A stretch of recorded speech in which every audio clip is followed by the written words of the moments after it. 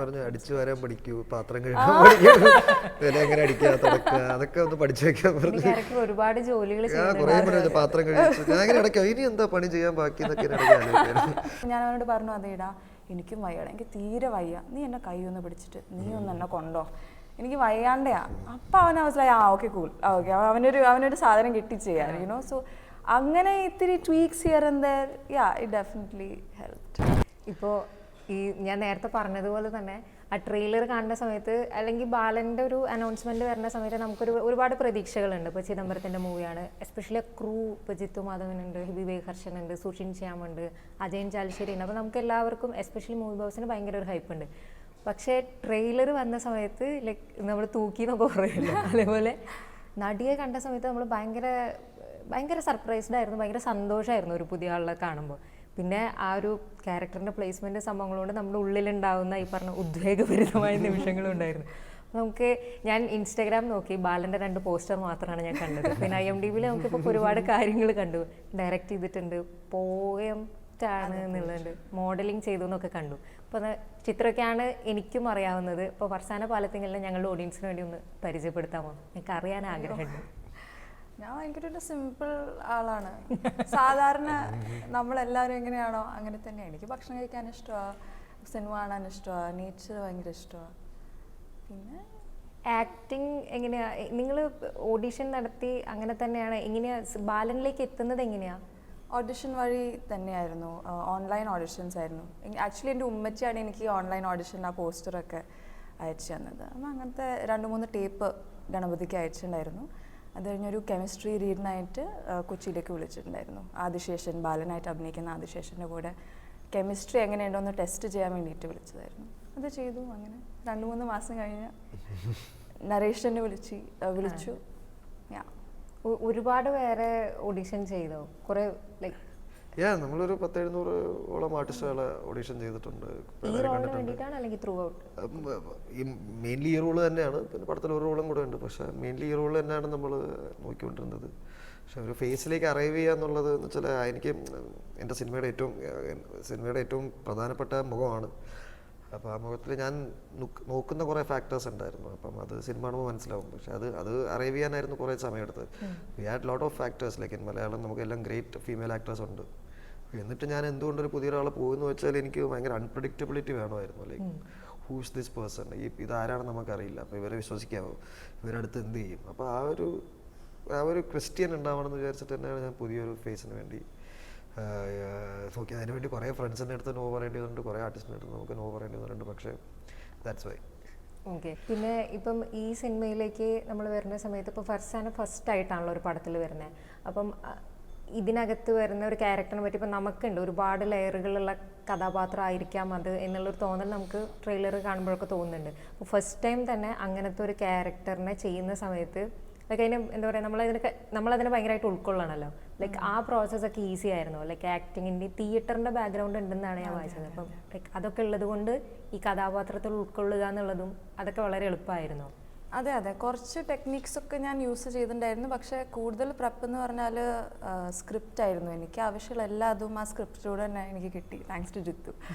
അപ്പോൾ that was it. സ്ക്രിപ്റ്റിൻ്റെ കൂടെ ഇരിക്കുക, കുറച്ച് ദിവസം ഇരുന്നു. പിന്നെ ക്യാരക്ടറിൻ്റെ കുറച്ച് ബിഹേവിയറിസം, അവരുടെ ആക്ഷൻ, അവരെങ്ങനെയാണ് നടക്കുക, അവരെങ്ങനെയാണ് ഇരിക്കുക, എങ്ങനെയാണ് ഭക്ഷണം കഴിക്കുക, നമ്മൾ നോർമലി ഒരു ഡെയിലി ലൈഫിൽ ചെയ്യുന്ന ആ കാര്യങ്ങൾ തന്നെ ത്രൂ ദാറ്റ് അവളൊന്ന് കണ്ടുപിടിക്കുക, ടു ക്രിയേറ്റ്. അടിച്ചു വരാൻ പഠിക്കൂ, പാത്രം കഴുകാൻ പഠിക്കൂ, വില എങ്ങനെ അടിക്കുക, തുടക്കുക, അതൊക്കെ ഒന്ന് പഠിച്ചു വെക്കാൻ പറഞ്ഞു. ഒരുപാട് ജോലികൾ കുറേ പറഞ്ഞു പാത്രം കഴിച്ചു. ഞാൻ അങ്ങനെ ഇടയ്ക്ക് ഇനി എന്താ പണി ചെയ്യാൻ ബാക്കി എന്നൊക്കെ അതെ ചെമ്മീൻ വരെ എല്ലാം വീടി തുറപ്പ് ഭയങ്കര ഫാസ്റ്റ് ആയിട്ട്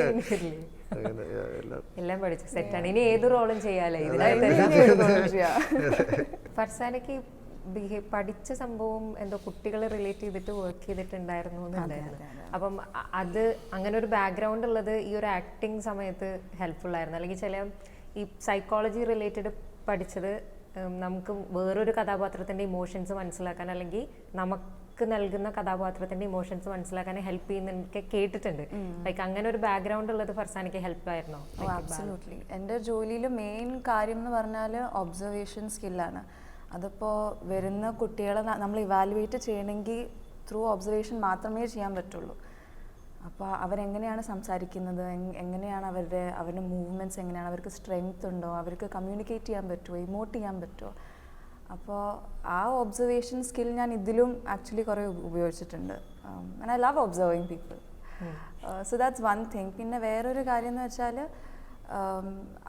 ആദിശേഷൻ്റെ കൂടെ ആക്ട് ചെയ്യുന്ന സമയത്ത് there were a lot of moments where എങ്ങനെയപ്പോൾ എക്സ്പ്ലെയിൻ ചെയ്യുക. എൻ്റെ ജോലിയിൽ ആക്ച്വലി ഒരു കുട്ടീനെ കൊണ്ട് നമുക്ക് എന്തെങ്കിലും ചെയ്യിപ്പിക്കണം.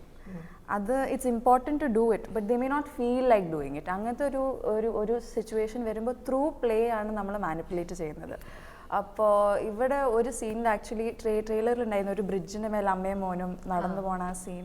അപ്പോൾ നമ്മൾ വൈകുന്നേരമായിട്ട് ഷൈജുക്കൊക്കെ അവിടെ എല്ലാം സെറ്റ് ചെയ്ത് വെച്ചിരിക്കുകയാണ്, ലൈറ്റ് പോകുന്നു, നമുക്ക് ഇപ്പോൾ പോകണം.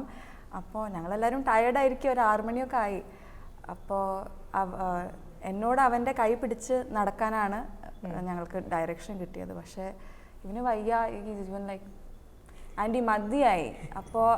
അപ്പോഴാണ് എനിക്ക് ഒന്ന് ക്ലിക്കായത്. അപ്പോൾ ഞാൻ അവനോട് പറഞ്ഞു, അതേടാ എനിക്കും വയ്യടാ, എനിക്ക് തീരെ വയ്യ, നീ എന്നെ കൈ ഒന്ന് പിടിച്ചിട്ട് നീ ഒന്ന് എന്നെ കൊണ്ടോ, എനിക്ക് വയ്യാണ്ടയാ.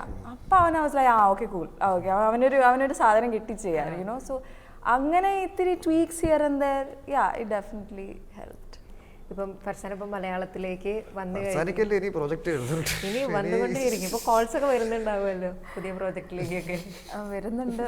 ഇപ്പോൾ ഞാൻ ബാലൻ്റെ അതിൻ്റെ ഉള്ളിലാണ് ഞാനിപ്പോൾ ഇരിക്കുന്നത്, ബാലൻ്റെ ബബിളിൻ്റെ ഉള്ളിലാണ്.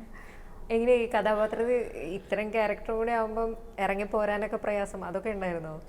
ഇല്ല, അത് നമ്മൾ ഷൂട്ടിംഗ് കഴിഞ്ഞിട്ട് വീട്ടിൽ പോയി നമ്മൾ സാധാരണ ചെയ്യുന്ന കാര്യങ്ങളൊക്കെ ചെയ്യുമ്പോൾ ഓട്ടോമാറ്റിക്കലി അത് പോകുന്ന സംഭവം. ബട്ട് ഞാൻ പ്ലേസ് ചെയ്തതിലും എല്ലാം മ്യൂസിക് വീഡിയോ ആയാലും ഷോർട്ട് ഫിലിം ആയാലും എല്ലാത്തിലും ഏറ്റവും ഫേവററ്റ് ക്യാരക്ടർ അമ്മയാണ്. പിന്നെ മലയാള സിനിമയിൽ ഇപ്പം നമ്മൾ ഒരുപാട് നവാഗത ആളുകളെയൊക്കെ കാണുന്നതാണ്. അപ്പം ഓരോ വർഷം കഴിയുന്തോറും അവർ പറയുന്ന എക്സ്പീരിയൻസ് ഡിഫറെൻറ്റ്. ഫസ്റ്റ് കുറേ വർഷം മുമ്പ് ഒരു പുതിയ ആൾ വരുന്ന പോലെയല്ല ഇപ്പം ഇൻഡസ്ട്രി ഒരു പുതിയ ആൾ സ്വീകരിക്കുന്നത്. അപ്പം എങ്ങനെയുണ്ട് മലയാള സിനിമ ഇൻഡസ്ട്രി വന്നിട്ട്, കൊള്ളാവോ? അല്ല, മുമ്പ് എങ്ങനെ ഉണ്ടായിരുന്നു?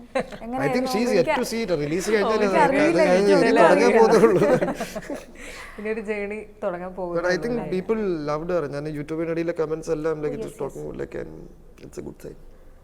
ഈ എക്സ്പെക്ട് ചെയ്തിരുന്നു ഇപ്പൊ നമ്മളിപ്പോ ട്രെയിലർ പുറത്തുവിടുന്ന സമയത്ത് നമുക്കൊരു എക്സ്പെക്ടേഷൻ ഉണ്ടായിരിക്കുമല്ലോ, ലൈക്ക് എങ്ങനെയൊക്കെ ആയിരിക്കാം ആളുകളുടെ റെസ്പോൺസ് വരിക.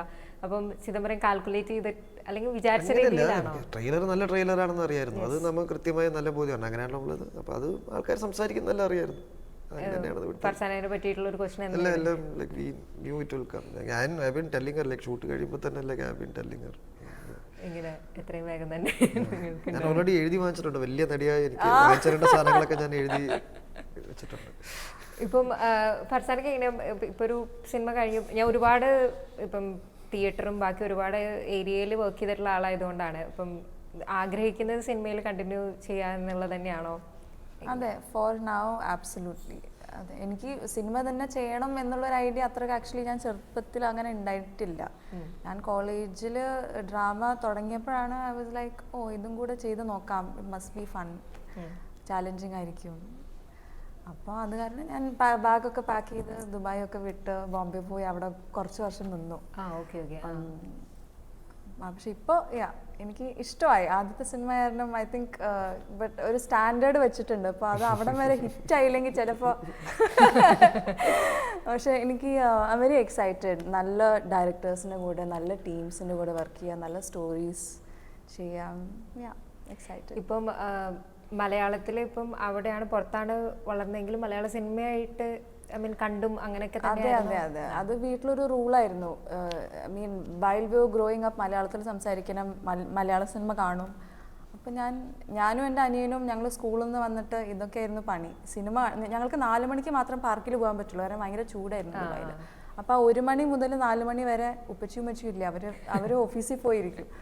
അപ്പം ഞങ്ങൾ ഒറ്റയ്ക്കല്ലേ വീട്ടിൽ, ഇതന്നെയായിരുന്നു പണി, TV ഓൺ ചെയ്ത സിനിമ ആണ്. ഓക്കെ.